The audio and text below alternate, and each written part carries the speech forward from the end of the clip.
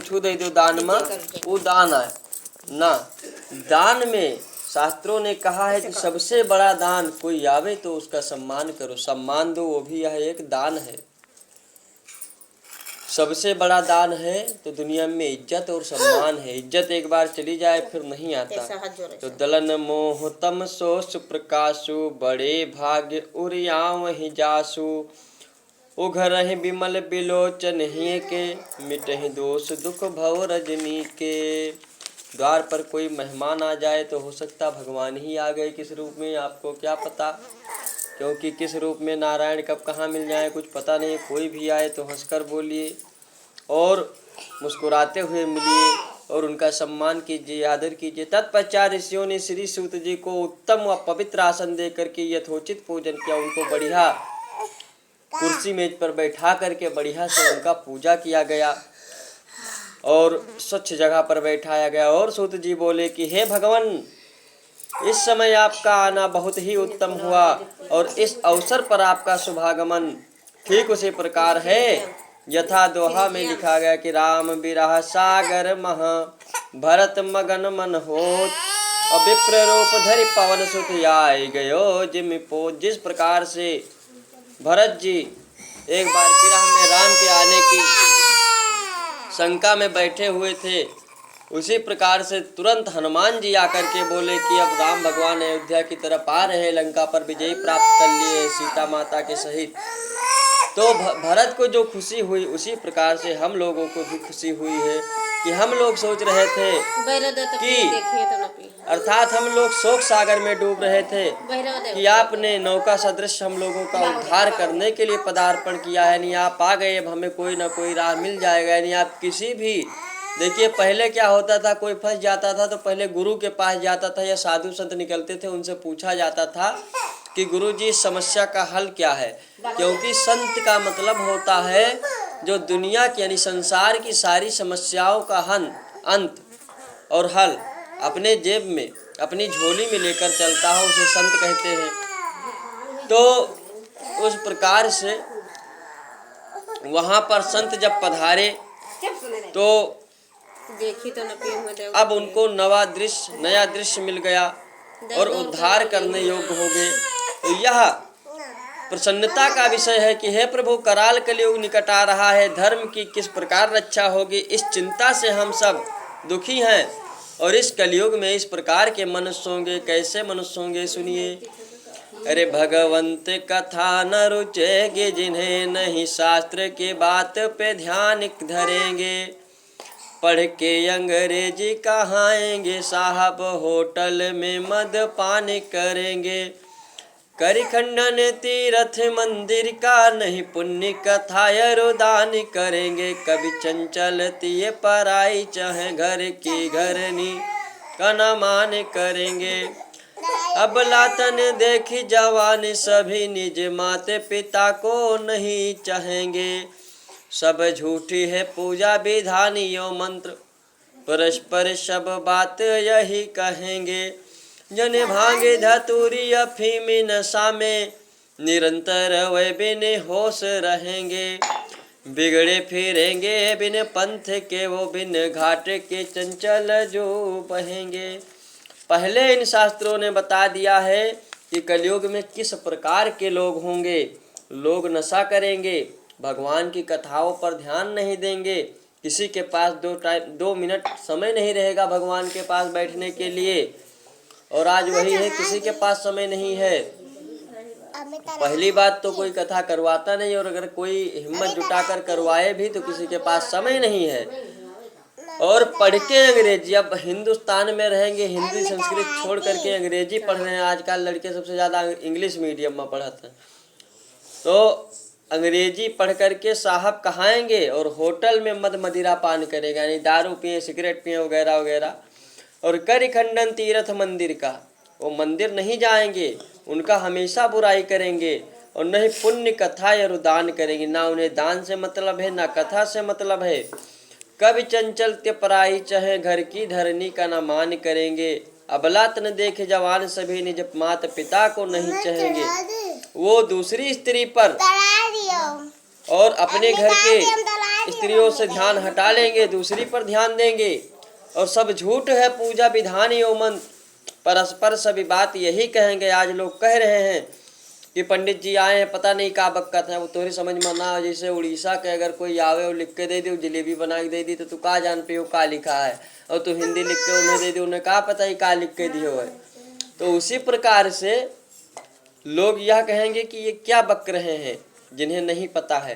तो जन भांग धतूरी अफीम नशा में निरंतर हुए बिन होश रहेंगे, बिगड़े फिरेंगे बिन पंथ के वो, बिन घाट के चंचल जो बहेंगे। अपना धर्म छोड़ के न जानी कौन कौन सा पंथ चल गया अपना लेते हैं लोग। तो अतः हे भगवान, व्रत अथवा तप करके जिस प्रकार वांछित फल प्राप्त हो वह कृपा करके कहिए, ऐसी हम लोगों की इच्छा है। अरे बंदव पद धर धरणी सिर, विनय करो कर जोरी, वर्ण रघुबर विमल यश, श्रुति सिद्धांत निचोर। अति आरत पूछो मुनिराया, रघुपति कथा कहो करिदाय। हे प्रभु कृपा करके ऐसी कोई कथा बताइए, ऐसी कोई दृश्य हम लोगों को दिखाइए, मार्ग दिखाइए, जिससे कि हम लोग कलयुग में जो व्यक्ति दुख को भोगने वाले उनको उस दुख से बचा सकें, जो मनुष्य दुख में पड़ने वाले उनको हम उससे मुक्ति दिला सकें। तो शौनक आदि ऋषियों की प्रार्थना पर सूत जी बोले, क्या बोले ऋषिगण, कि आप धन्य हैं, आप जैसे मनुष्य ही सत्य पुरुष कहा जाने के योग्य हैं, कि जो परोपकारी के लिए चिंता करता, जो परोपकार के लिए चिंता करते हैं और दुष्टों से कष्ट पाने पर भी उनको सुख ही देते हैं। तो उनके लिए गोस्वामी तुलसीदास जी ने ठीक कहा है कि तुलसी संत स्वम विषम, फूल फल ही पर हेत, इतते ये पाहन हनत उठते वे फल देत। साधु चरित शुभ सरिस कपासु, निरस विशद गुण मय फल जासु, जय पर सही दुख पर छिद्र दुरावा, बंदनीय जही जग यश पावा। अरे भलाई भले भलाई पैल है लहे निचाई नीच, सुधा सराहिए अमरता गरल सराहिए मीठ। हे परोपकारी शौनकादि ऋषियों, इसी प्रकार लक्ष्मीपति विष्णु भगवान से एक बार नारद मुनि ने भी पूछा था, जिस प्रकार आप लोगों ने मुझसे पूछा है, इसीलिए मैं संध्या करने के बाद जिस प्रकार से इस प्रश्न का उत्तर श्री भगवान ने दिया था नारद जी को, उसी प्रकार मैं आप लोगों को कहूँगा, बताऊँगा। तो शौनक आदि ऋषियों ने कहा, अति उत्तम है, बढ़िया है, हम लोग भी संध्या उपासन कर ले, क्योंकि किसी कवि ने ठीक कहा है। अभी यहाँ आदमी संध्या उपासन जानते नहीं है। अरे ना संध्या उपासन में जाए पाओ, संध्या जो आधे घंटा 10 मिनट बैठ के राम राम सीता राम राधे कृष्णा हरे कृष्णा कुछ नाम भगवान के ले लीजिए, ठीक है। उनकी बहुत बड़ी कृपा होती है कि हम सुबह अच्छे खासे उठ जाते हैं, क्योंकि इन्हीं रातों में न जाने कितने लोगों की आंखें मूंद जाती हैं। तो जो उठ प्रात नहात नहीं दिन सात चले, यह ही विधि जाको, अच्छे की माल न भाल विभूति न देते, जो वर्ग सदा सविता को। संध्या विधि करते नहीं जो, संध्या विधि यानी जो शाम को भगवान का नाम नहीं लेते, संध्या विधि करते नहीं जो, दिन तीन न ध्यान धरे, जो उमा को, जो राज बने निज काज तजे, गनिये अस ब्राह्मण शूद्र प्रथा को। अब यहाँ लोग समझते हैं कि शूद्र मतलब बहुत नीच जाति या कास्ट। इसमें भी लिखा है कि ब्राह्मण भी है, वो नहाता ना हो, भगवान का नाम न लेता हो, संध्या न करता हो, तो वह भी शूद्र के समान है। और इसी पे लिखा गया है, ढोल गंवार शूद्र पशु नारी, यह सब ताड़न के अधिकारी। आप पशु को अगर चराने नहीं जाओगे, वो न जाने किसका खेत चर ले। अगर ज्ञान न लिया जाए तो हम अज्ञानी ही रह जाएंगे, गुरु न किया जाए तो ज्ञान मिलेगा नहीं, कोई बताने वाला नहीं रहेगा। अब नारी को चाहे जहाँ चाहे जैसे छोड़ दो, उसके मन का तो मन है, कहीं भी भटक सकता है, यह मन बड़ा चंचल है।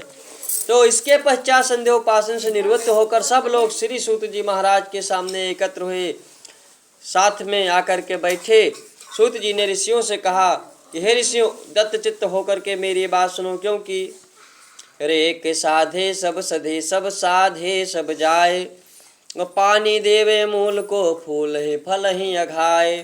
खेती करे बनिज को धावे, दो में एको हाथ ना। यदि तुम्हारा ध्यान, क्या कहा कि सब लोग मेरी तरफ ध्यान करके सुनो। अगर मेरी तरफ ध्यान नहीं दोगे तो आपका ध्यान इधर उधर भटकता रहेगा और कथा हो जाएगी तो सती वाला हाल होगा। जिस प्रकार से शंकर भगवान कथा सुनने गए, शंकर भगवान ने तो कथा सुनी पर सती ने नहीं सुनी और वह भगवान का अपमान कर बैठी और पति का कहना भी नहीं मानी। इसी प्रकार से मेरी तरफ ध्यान दे करके सुनोगे, क्योंकि एक ही कार्य करने से होता है। तुम दो नाव पर पैर रख करके खड़े होगे तो पार नहीं हो पाओगे। यदि तुम्हारा ध्यान किसी और तरफ रहेगा तो ना मेरे उपदेश से लाभ उठा सकोगे और ना ही अन्य कार्य बन सकेगा। तो हे ऋषियों, एक समय नारद मुनि परोपकार की इच्छा से नाना लोकों में भ्रमण करते हुए मृत्युलोक में आए और यही सत्य है। पर कारज के हित तजे निज कारज सन संत, सुख पावे और में अधिक मिले उन्हें भगवंत।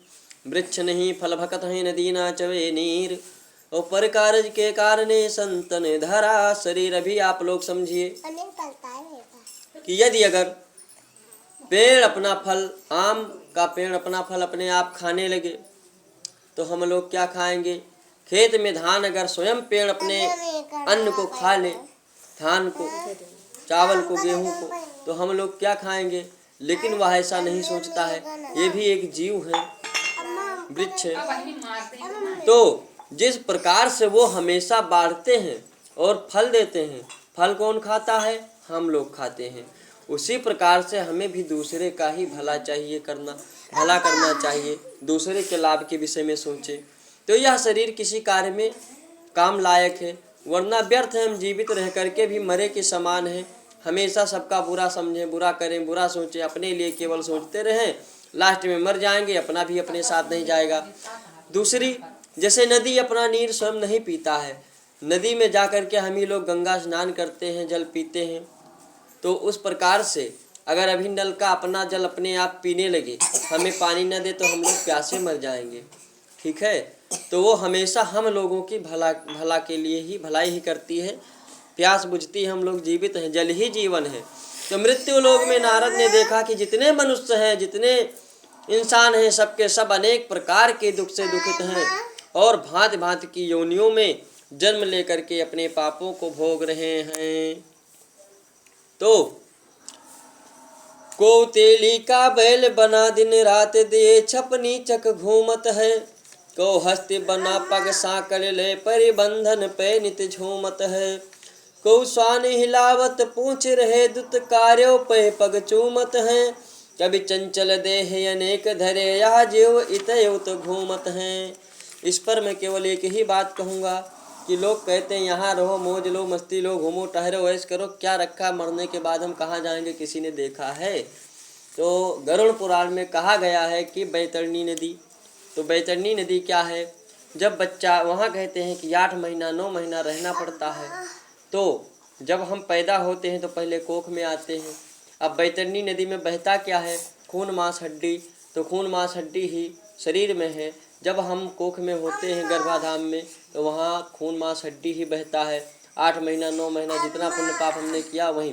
तो वहाँ को तेली का बैल बना और दे छपनी चक चूमत है घूमत है, को हस्त बना पग साकल लय परिबंधन में नित झूमत है, और को स्वान हिलावत पूछ रहे दुत कार्यों पे पग चूमत है। वहाँ जिस प्रकार से हम पेट में यानी कि बैतरणी नदी में भगवान से बार बार प्रार्थना करते हैं, भगवान अब की निकाल दो, हम दोबारा कोई पाप नहीं करेंगे, और यहाँ आने के बाद में हम फिर उन्हें भूल जाते हैं।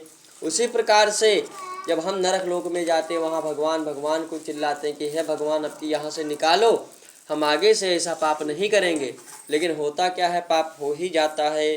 तो ऐसे प्राणियों को कलेशयुक्त देख करके मुनि अपने मन में ही सोचने लगे कि उनका दुख किस प्रकार से दूर हो सकता है। यही मन में सोचते हुए, बीड़ा बजाते हुए तथा हरि गुणगान करते हुए विष्णु लोक को गए। और इसका वर्णन तुलसीदास जी ने इस प्रकार से किया है कि एक बार कर तल कर बीड़ा, गावत हरे गुण परम प्रबीड़ा, क्षीर सिंधु गमने मुनिनाथ, जहाँ बस श्रीनिवास श्रुति गाथा। हर्ष मिले उठे रमानिकेता, बैठे आसन ऋषि समेता। तो भगवान नारद जी एक बार वीणा लिए हुए और हरि गुणगान करते हुए गाते हुए क्षीर सिंधु गमने मुनिनाथा, जहाँ बसे श्रीनिवास, जहाँ विष्णु भगवान शेष शैया पर विराजमान है, वहाँ जा पहुँचे। नियता विष्णु लोक में पहुँच करके नारद मुनि ने देखा कि शुक्ल वर्ण भगवान 4 भुजाओं से युक्त हैं और चारों भुजाओं में क्रम से शंख चक्र गदा पद्म तथा कंठ में वनमाला सुशोभित हैं। ऐसे देवों के देव तथा